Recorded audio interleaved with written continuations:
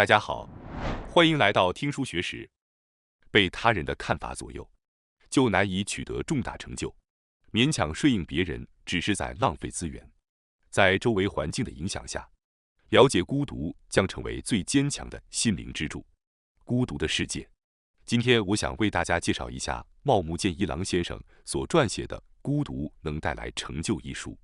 首先，我要说的是，这本书对我们对孤独的看法产生了巨大的改变，是一本非常具启发性的读物。这本书从不同角度解释了孤独，我们可以学到许多关于生活方式的知识。我个人认为，从脑科学的角度来解释孤独非常可信，这是一本非常值得推荐的书籍。那么现在想问大家一个问题，在座的各位中，有没有遇到这样的情况？虽然不得不说服客户或老板是无法避免的，但面对思维保守的前辈或固执的同事时，他们却给出了毫无道理的反对意见，让人感到非常沮丧。尽管大家都觉得这是一种浪费，但却因为某种莫名其妙的规定而无法放弃这项任务，导致时间被耗费在了无关紧要的工作上，而关键的任务却无法推进。你是否也经历过类似的情况？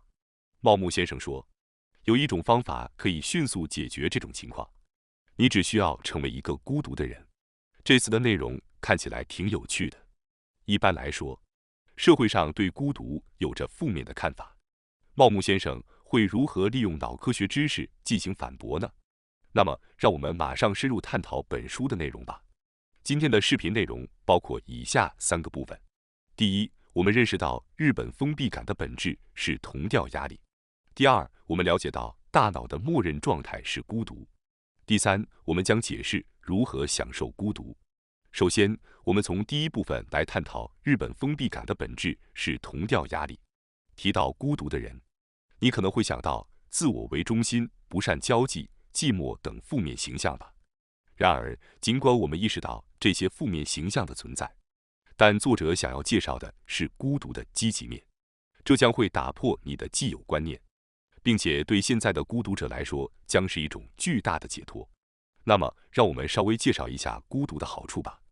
孤独的人并非与世隔绝，也不是被边缘化的对象，他们是在直面自我，能够深入了解自己的内心世界，追求内心真正渴望的东西。孤独还可以给予个人独处的时间和空间。对于孤独的人来说，他们可以深入思考，并且更有可能产生新的想法和创意。他们通过正念发现自己内心的微小幸福，因此不易受到干扰。孤独的人能够自由行动，不受周围环境的影响，任性地追随好奇心。孤独并非负面之物，相反，它应该被视为一种积极选择。茂木先生在本书中主张选择孤独并获得成果。孤独中蕴含一种喜悦与幸福，无法在其他地方获得。希望大家能够迈向只有在孤独中才能达到的境界。本书从脑科学的角度解释了这种机制。通过实践本书所述内容，我们可以强化大脑的神经回路。强化大脑的神经回路并不是一件太困难的事情。比如，当面临困扰时，原本容易陷入犹豫的人可以通过直觉做出决断并立即执行。如果能够保持即决即断的习惯，大脑的神经回路会逐渐改变，从而能够产生结果。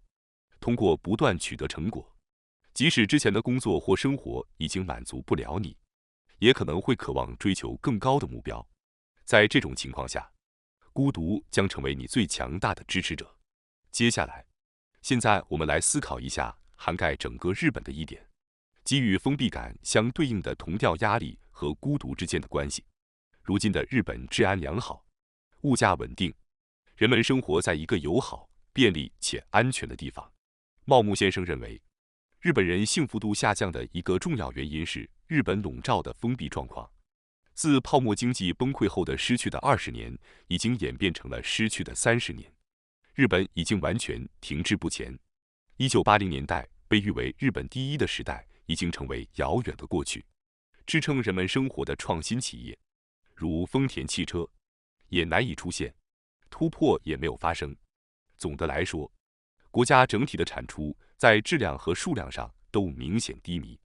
然而，日本人似乎已经对这种相当富裕且便利的生活感到满足，甚至不再积极地寻求变化和成长。那么，日本的封闭状态的根源到底在哪里呢？其中一个罪魁祸首是同调压力。同调压力是一种无声的压力，无论地位如何，都暗示着你应该懂得察言观色。在这种压力的作用下，自由的言行受到阻碍是最大的问题。而且不仅如此，因为暗示被广泛接受，所以讨论无法深入也是一个问题。一旦焦点变得模糊，解释情况或寻找妥协点以解决问题就变得困难。此外，由于规则没有明确表述，因此不得不将多余的精力投入到读取气氛中。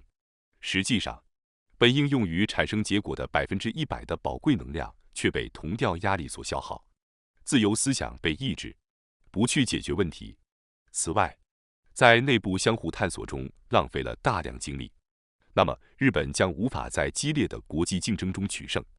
同调压力不仅仅是国家层面的问题，茂木先生指出，它直接影响到个人生活的难度。你是否也有类似的经历？试图按时下班的人受到冷眼相待，对于提出改变传统做法的建议，却遭遇迂回的嘲讽或无动于衷。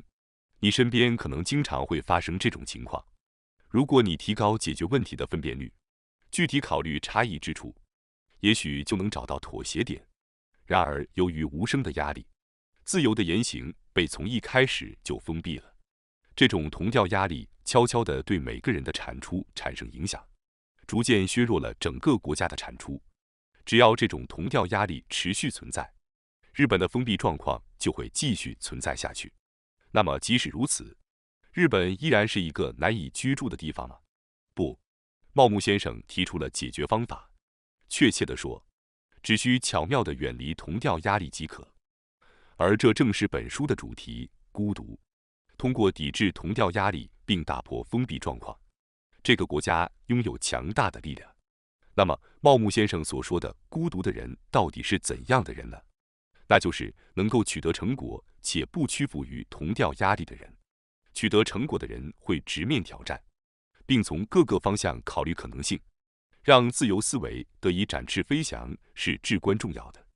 因此，同调压力只会成为阻碍，或者说，这种人对待同调压力的态度是中立的，即使不赞同，也不会直接抵制，而是以一种轻松的方式无视它，避免引起反感。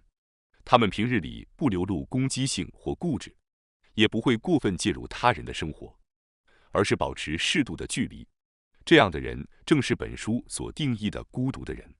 通过尽量减少人际关系的压力，将所有精力都集中在创造性的领域，以实现最佳结果。然而，与他人保持距离并不意味着完全孤立。孤独的人和孤立的人之间的区别在于是否缺乏原认知能力。原认知是指客观地从外部看待自己，对自己的认知和思维过程进行反思和监控的能力，能够客观地审视自己。孤独的人擅长这一点，因此也意识到自己的局限性。他们具有接受他人建议和意见的灵活性。如果他们认为自己的想法和方法更好，他们会坚持自己的选择；但如果他们觉得他人的建议有道理或是值得借鉴，他们会积极采纳。通过这种方式，他们将他人的想法融入自己的思考和方法中，使其更加完善。同样，如果有人遇到困难，有时候放下自己的事情去帮助他们也是不错的，并不是说要与某人建立起一种连续的关系，或者表现出卑鄙的态度，因为已经做了这么多帮助的事情。相反，要保持适度的距离，不会与他人形成过度依赖的关系。在良好的人际关系中，他们更容易得到他人的意见和帮助。孤独的人通过这种方式不断积累成果。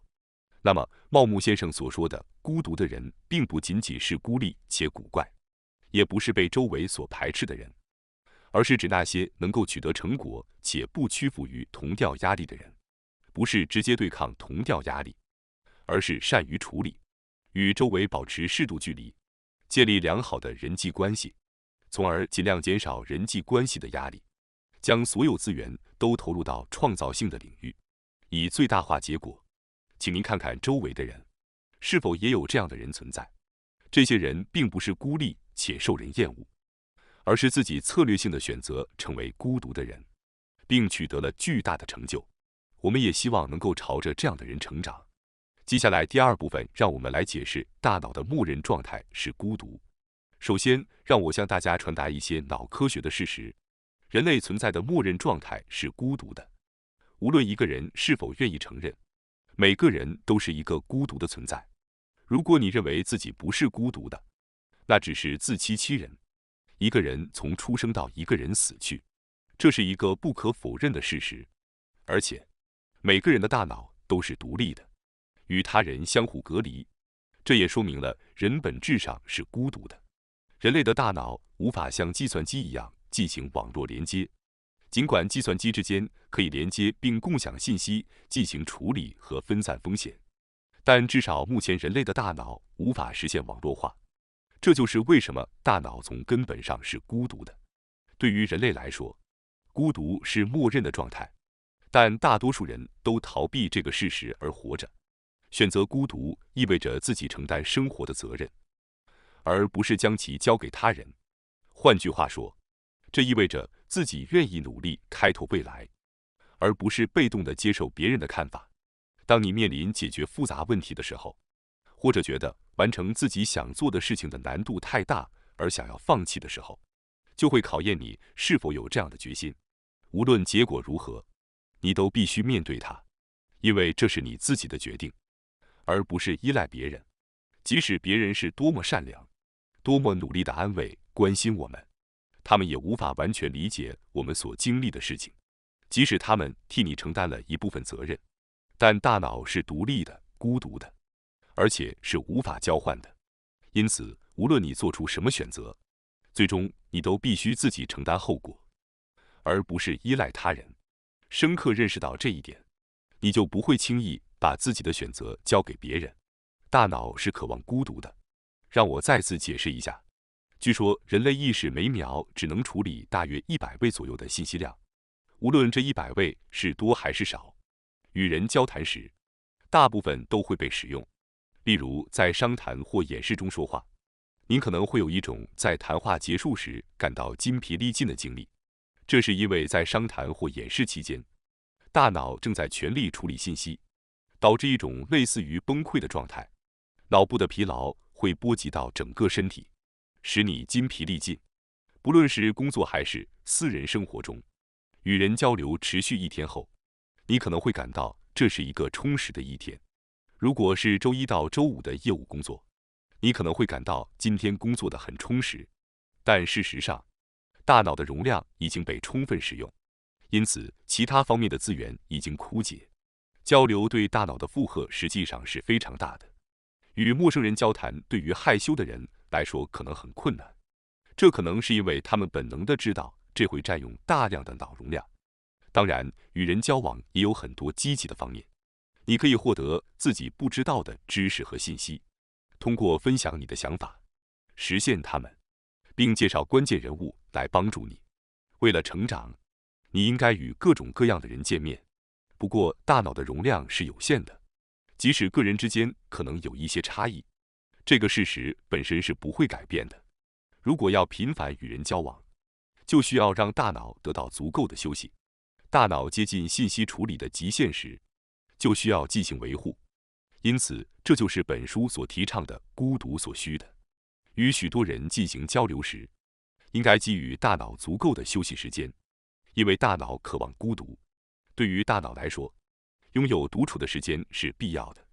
如果没有这种孤独的时间，大脑就会积累疲劳，持续给大脑带来压力，这样会导致意识无法持续压抑无意识时的情况。与他人交流的次数越多，就越容易被外部环境所干扰，而忽视内心的声音，这会使人很难意识到自己真正的欲望。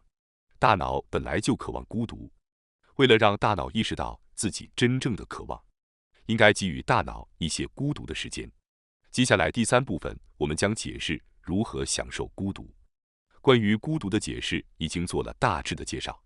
孤独并不是那么糟糕的事情，这样的想法逐渐增多。例如，孤独可以让人专注于自己想做的事情，并取得成果，这让人感觉很好。逐渐的，对孤独的负面印象变得淡薄，对孤独产生了积极的看法。接下来我要介绍3个实际上可以享受孤独的课程：1、回归自然；2点极绝极端；3跳入未知境地。首先是享受孤独的第一课，回归自然。茂木先生曾经在加拿大的湖上划独木舟度过了1周的时间，这是一次充满孤独感的体验。他感觉自己与自然融为一体，完全沉浸其中。独自在大自然中行走是一种很好的享受孤独的方式。即使与他人同行，也不会有太多的交谈。当感到疲惫时，也不会有精力去交谈，自然而然地进入自己的世界。现在登山在中老年人中变得越来越流行，这可能就是其中一个原因。即使没有在森林中徒步行走或攀登山峰，只是静静地凝视着壮丽的自然景色，也是一个不错的选择。呼吸着负离子的空气，静静地反思自己，这是与孤独美妙对话的一种方式。大自然的美景令人心驰神往，纯粹的沉浸其中是一种奢侈的享受。即使没有时间去远足，周围郁郁葱葱的公园也是个不错的选择。找个长椅坐下，仿佛融入自然之中，放空心灵。不论只有5分钟还是10分钟，安静地放松下来，大脑的默认模式网络就会启动。这样一来，之前不经常使用的神经回路会重新连接，有时会激发灵感，解决之前遇到的问题。所以，把放空视为闲人的行为是对脑科学的误解。相反，如果想得到启示或行动的灵感，并取得成果，放空的时间是至关重要的。而自然环境正是放松的最佳场所。回归自然是大脑最好的享受之一。在自然中，你能轻松地面对自己，因此强烈建议你每周至少花1天与自然接触。接下来，我们来解释一下享受孤独的第2个课程——极绝极端。人生中充满了选择，每天都在做出重要的决策。在一生中，人们会做出成千上万甚至数百万次的选择，不可能每个选择都能取得成功。失败是家常便饭，然而失败并不是一件坏事。根据这种经验，只需做出更好的选择即可。据说茂木先生无论做什么都会立即做出决定并采取行动，当然并非每次都会成功，但即使失败，他也会以乐观的态度对待。一旦下定决心，你就不会再犹豫不决了。在做出决定之前，权衡选择 A 和选择 B 会浪费时间。大多数情况下，根据过去的经验，我们可以凭直觉做出判断，凭直觉做决定会很快得出结论。掌握了极绝极端的能力，你就不会再犹豫了。犹豫的原因是因为不确定会不会成功。然而，没有什么事情是可以100%成功的。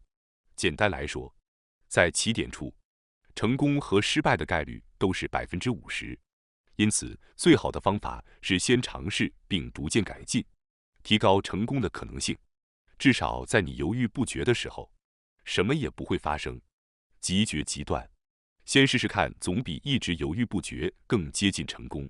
另外，一旦养成了极绝极端的习惯，你就不会再因为犹豫不决而后悔了。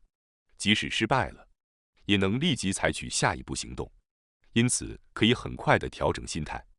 通过极绝极端，你可以更好地应对失败，更迅速地做出善后措施。养成这种及时决断的习惯，可以让你更容易采取行动。实际上，大脑原本就能在2秒内做出决定，这就是所谓的直觉。由于直觉的准确度通常很高，作为生物来说是合理的，所以没有理由不极绝极端。如果犹豫不决、徘徊不前，或者在公开场合犹豫不定，那么同样也会有人施加同调压力，说这样做应该这样，那样做应该那样。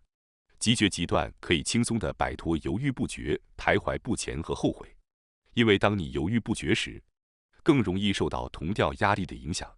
所以，让我们尝试用直觉来做出选择吧。接下来，让我们来解释一下享受孤独的第3个课程——跳入未知境地。这也是很重要的。比如说，茂木先生在东京大学理学部毕业后，决定进入法学部学习本科。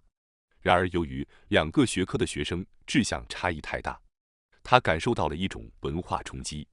尽管一直觉得这不是他所属的地方，但他下定决心不会中途退出，而是决心完成法学部的学业。他在法学部度过的2年时间，一直都处于不熟悉的环境中。这2年并不是毫无意义的，虽然直接对他作为脑科学家的活动没有太多帮助，但通过学习法学，他加深了对世界运作和管理的理解，这对他的演讲和写作非常有帮助。世界上没有一件事情是无用的，即使你觉得在做某件事情时毫无意义，但不知不觉中，它会在你的内心深处留下印记。而当你几年后做完全不相关的事情时，这些记忆可能会与新的想法联系在一起，产生全新的想法。对于茂木先生而言，踏入法学部这样陌生的环境，重新唤起了他对科学的热爱，以及渴望成为像爱因斯坦那样的科学家的愿望。这对他来说是很自然的。当他做出进入法学部的决定时，确实存在一些担忧和疑虑。他开始怀疑在科学界生存是否是最佳选择。这可能是因为他处于心灵脆弱或动摇的状态，才会做出这样不符合自己本性的选择。这种情况对任何人都有可能发生。比如在求职过程中，学生可能会因为被拒绝从事原本不太适合的职业，而最终妥协，接受了不太理想的工作。这并不意味着要否定所有的妥协。有时为了生存，这种妥协是必要的。当一个人意识到自己已经跳入了一个完全陌生的领域时，他可以选择停下脚步，也可以选择继续前行。这是他自己的决定。正如之前所说，没有任何事情是无用的。即使在陌生领域，只要重新审视自己的目标，就会发现在陌生环境中仍然可以采取行动，以实现自己的目标。付出努力，只要能够获得一些成就感，即使原本的环境不舒适，也会逐渐变得愉快起来。这种经历会使人获得巨大的成长，无论身处何地，都会成为一个能够取得成果的人才。对于他来说，这并不是一个负面的环境，尽管一开始跳入其中可能感到不安，但一旦找到了自己的任务并完成了它，就会变得更加强大。这应该会让你更接近你所期望的结果。任何经历都不是无用的，所以为什么不大胆地跳入一个陌生的环境，挑战自己不擅长的事情呢？最后，我觉得可能会有人对以下问题有疑问，所以让我简要谈一下。有人认为孤独会增加死亡率，孤独对健康不利，甚至比吸烟还糟糕。我的频道也上传了关于孤独对健康方面的书籍，但是在本书中提到的孤独，并不是指那种一般意义上的没有朋友、被人讨厌和孤立的人。孤独的人是指那些能够产生成果、不受同调压力影响的人。他们努力减少人际关系的压力，将所有资源都投入到创造性方面，以实现最大化的结果。换句话说，这种孤独与那种消极的孤立是不同的。本书所倡导的孤独是一种非常酷、高尚的生活方式，因此，孤独不仅是一种状态，更是一种心境，一种选择。感谢大家收看今天的节目。如果你喜欢我们分享的内容，记得点赞、订阅并开启小铃铛通知，第一时间获取我们的更新。在下次的节目中，我们将继续为大家分享更多有益的书籍。再次感谢大家的支持，我们下期再见。